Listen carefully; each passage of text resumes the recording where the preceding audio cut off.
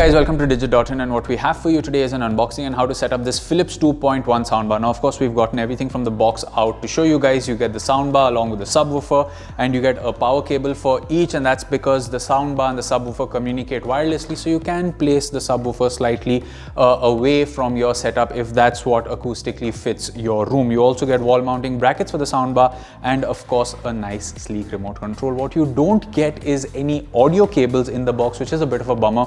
So we have an HDMI cable at hand to connect the soundbar to your TV. Now the setup process is fairly simple. You connect the power cord to the soundbar and the subwoofer respectively, connect it to a wall outlet, and connect the soundbar to your TV via an HDMI cable. Now, getting the source on the soundbar could be as easy as pressing the HDMI button out here, but you will notice that there are LED lights in the front out here, and the respective source is mentioned on the side, so you can actually look at where the LED is based on the source you press, so you know which corresponding input is there. But it's actually just as simple as pressing the HDMI ARC button.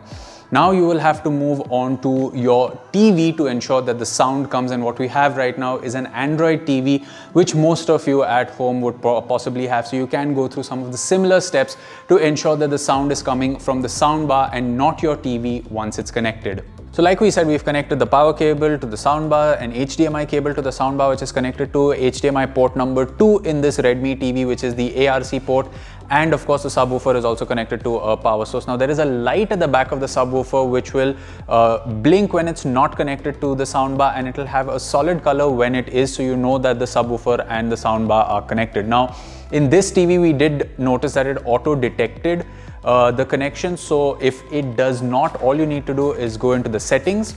In the settings you can go into the device preferences. Out here you can come into sound, and here you can see that on this Redmi TV it has EARC as auto, but based on which TV you have out here you may need to select the sound output as ARC or EARC based on what your TV offers.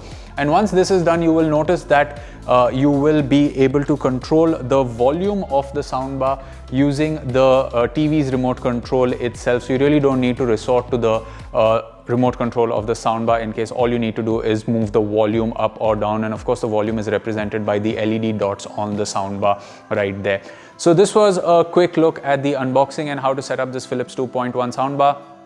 As always, you can let us know what you thought of this video in the comment section below, and for more from the world of technology you can subscribe to the channel. We will catch you in another video. It's goodbye for now.